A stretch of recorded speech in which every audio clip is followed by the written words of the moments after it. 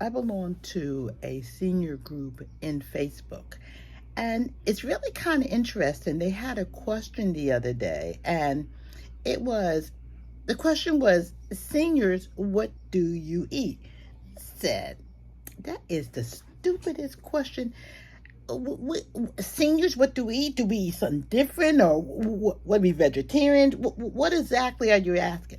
I got a little bit taken off about it, and then I thought about it. Do I eat differently now than I did when I was 20, 40?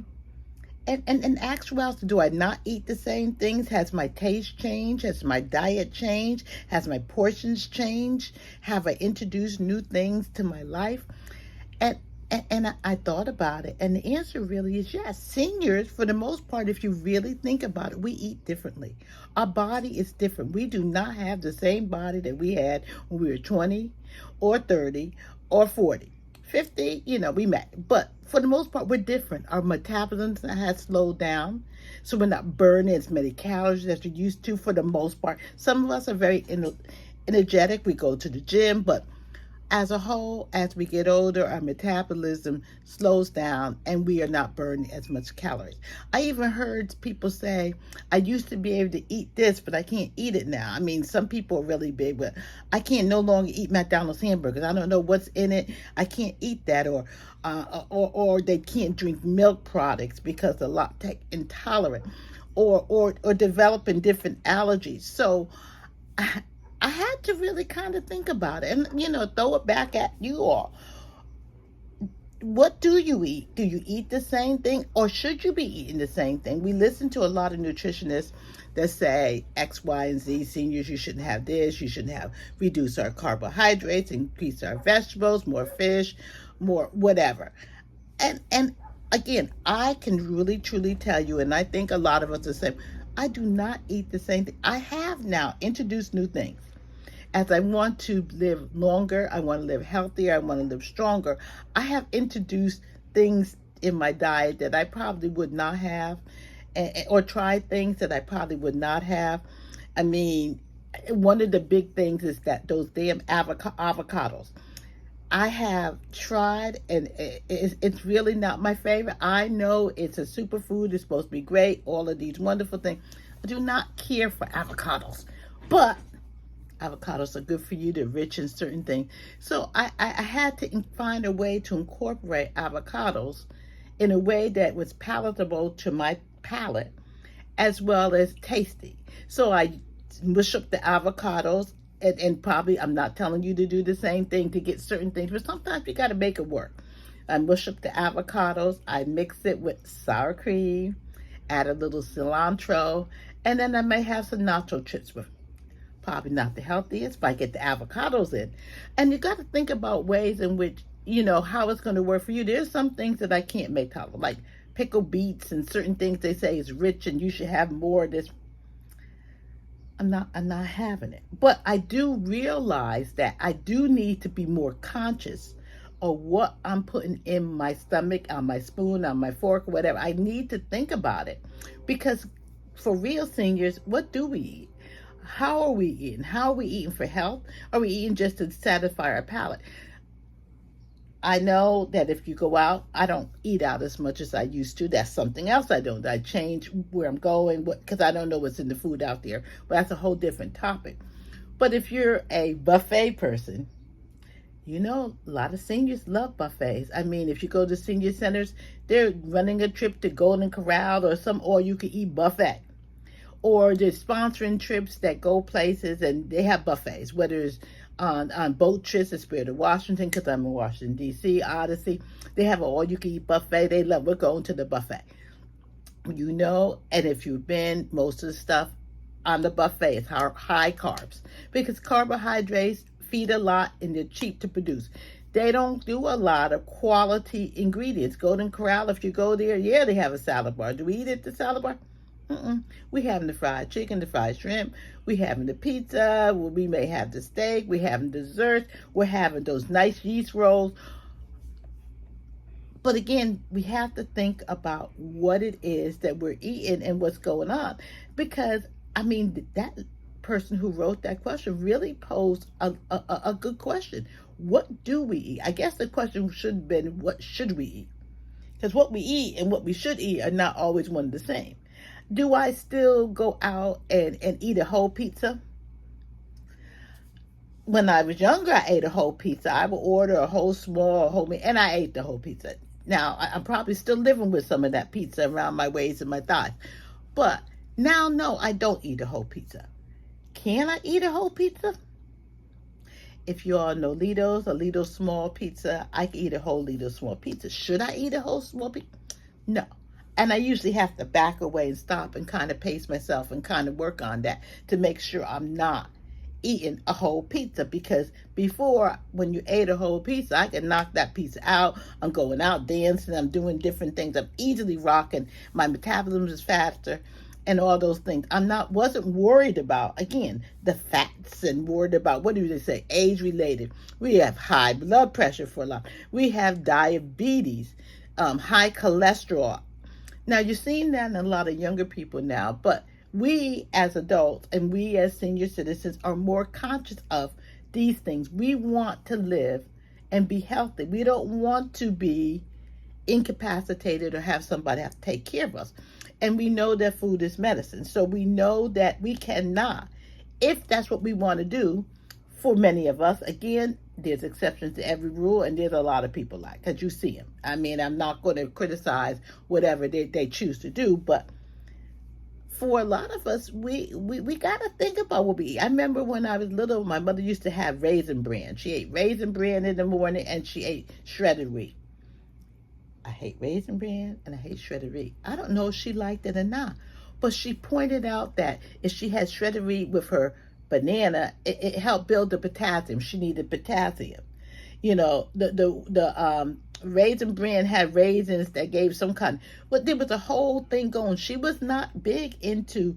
The kids may have had pancakes and waffles and English muffins or whatever. We ate a lot of that. But if I think about it, my mother did not need, my mom and dad, once they got to a certain point, they did not have all that heavy with the syrup and the butter, and they didn't have that. The breakfast was pretty simple. They didn't eat a lot of baking and pork sausages, and we didn't have a lot of that. You know, we actually, of course, the food was different and everything else, but it was a different kind of eating as they got older. My grandmother, you know, she always had vegetables. Vegetables on the plate. I mean, she did a lot of rice because she's a West Indian, so she had a lot of rice with every meal. But she didn't eat a whole lot, nor did she eat out a lot. I don't think my grandmother, to my knowledge, ate out at all. And my mother didn't eat out a lot. She went occasionally, you know, special occasions, but, you know, she wasn't like always eating out like you see a lot of people. On going out to any occasion, party, going out to eat. Birthday, going out to eat. They weren't that way. They had a party at the house. People cooked and did different things. So, again, I know I looked at the question. I was a little bit taken back. But I think I understand a little bit better because, for real, seniors, what do you eat? And you need to think about it. Every time we pick up a spoon, which I don't think I have a spoon here, what are we eating? And how are we eating different? And do we need to do some more modifications and tweaking in our diets? I mean, I know I'm more conscious. Like, for example, I have this whole thing that most weeks I follow. I have Meatless Monday, which I try not to because they said you need to decrease your meat consumption. So I make Meatless Monday. I don't eat any meat on Mondays. Wednesdays, I do Wheatless Wednesday because what? Whole lot of wheat and gluten and everything else is not good for you. So I decrease. I'm not going to take it away completely because I like bread. Because I'm a foodie. I like food. But that's neither here nor there. So Wednesdays, I have cut out eating wheat, pasta, anything that has wheat in it, Wheatless Wednesday. So far, so good, because I don't want to deprive myself of anything, but I can delay it. Fridays, I usually say I'm going to have Fish Friday. Of course, that goes back to growing up in Connecticut in a Catholic era where, you know, they didn't have a lot of meat on Fridays. We had fish sticks, we had tuna fish. We didn't have meat because it was just not. I mean, things have changed where some things stay in your system. When I follow that system and incorporate vegetables to every meal, I'm doing good. I'm not really gaining weight. I'm not losing weight, but I'm basically maintaining. That's my maintain thing when I follow my own system. Now, when I don't, when I travel and I go different things, and it's another world. So, what seniors, I'm throwing it back to you. Seniors, what do you eat? And I'm going to incorporate a little bit more. What do you eat? What should you eat? And I want you to think about it. Because again, most people know I was going to live to be 117, and I don't want you pushing me in a wheelchair or a Willy Walker or whatever they call. So I'm really going to throw it back, because most of us don't want to live long and unhealthy. We want to be sharp in mind, body, and spirit. And mind food is important too. So all of that works hand in hand, and we know that food is medicine. So one more time, seniors, what do you eat and what should you be eating? I keep hearing from so many seniors saying, we live on fixed income. We don't have money for this. We don't have money for that. Some of them have houses, and you're thinking about, we can't maintain the house. We can't keep the house. Some people have 2-bedroom apartments. And all I hear is lack, lack, lack. You know, I share a story because your house should be an asset. And I know people are getting creative, and that's what you need to do. You need to become creative and living. I have one friend, even before she retired, she decided that I'm going to need something to supplement my income. So even before she retired, she took one of her bedrooms of her house and turned it into an Airbnb. Again, everybody's state legislation, cities are a little bit different, but she was proactive. She knew she needed to supplement her income when she retired, so she had an extra bedroom sitting there, and she knew that she could use that to generate some income. So that became a source of income. Give myself, when I bought my house, I barely made it. I bought the house, I barely made it. I knew that if I got the house and I qualified, I would be able to take care of the house and maintain it. And I did. When I got the house, I moved in, and things were tight. And it is, fixed income. Everybody's income's fixed as far as I know. And what I decided to do is I rented out rooms. Legally, whatever. I rented out rooms. And there were times fortunately, I had a nice size house and I had a lot of rooms. But there were times when I rented out almost all my bedrooms. I rented out the basement. I rented out the top floor. It wouldn't be forever, but I needed to do what I needed to do to make ends meet. So when I hear, I want people in my space, I don't need to have that, I like this, I don't want to have strangers, you got to take a chance, and you need to vet them, make sure that you need. But people out there are living hard, and they need a place. Think of the Golden Girls. The Golden Girls were 3 ladies that got together. They all, what are 4 of them? Anyhow, 3 or 4 of them, they got together, and they all shared a house and shared expenses and stuff. And they were able to live a very comfortable life. And sometimes you got to think different, think outside the box.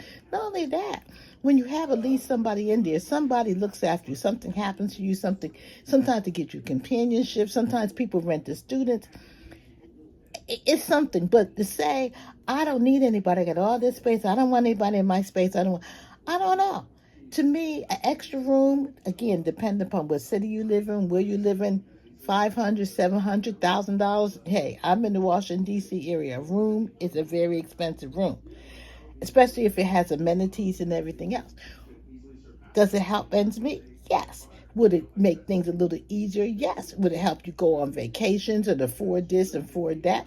I even have a friend, now this may be going a little bit too far, but what she decided to do, because she needed to help make ends meet and get ahead of the curve or move forward, she rented her bedroom, and she stayed for a little while. It wasn't for a long period of time. She stayed in the living room so she can make ends meet. Again, there are ways out there, and one of the means is Airbnb in your home, rent a room. You got to be creative, and you need to think about outside the box. There is nothing wrong, as I said. To this very day, I have a roommate. I can't imagine not having one. Together we win. Together everybody is a team.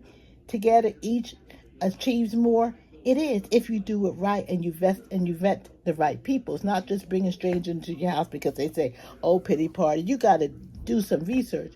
But why not? Think outside the box. Why not?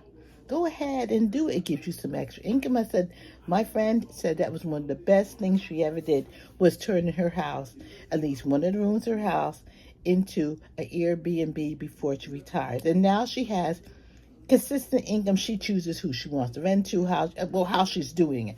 But that's a good idea. Don't sit there and think, wait until time comes and then you have crisis. What am I going to do? You know about what you're going to get in Social Security. If you don't know, the research is out there. You know about what it costs to live. We know food's going up. Everything's going up but your money. So you got to think creative. Get a roommate. Get whatever you need to do. Do Airbnb. There's a whole lot of programs out there, from what I understand, that you can ways and in which you could have somebody in your home to do something for you, to help you with stuff. I don't know. I think it's a great experience. It's a great way to make money, and try it out. Again, it's best if you know the person, if somebody you know, not just a stranger off the street. But I know, again, I digress a little bit, but I remember when my grandmother used to always say, don't buy a one family house, buy a two family house, because you always have somebody paying your rent. Just to think about. But how many people are buying two family or multi-family? We want big, lots of space spread out. Something to think about. Maybe you need to move into a two-family house. Sell your one-family house, buy a two-family house. You need to think creative, because there's money out there and there's people who need it. So just throwing it out there. Consider a roommate. Consider Airbnb. There's ways in which you can still stay in your home, love your home, be practical, and still make a little bit of money on the side for what we call our lotions and creams. So please like and follow.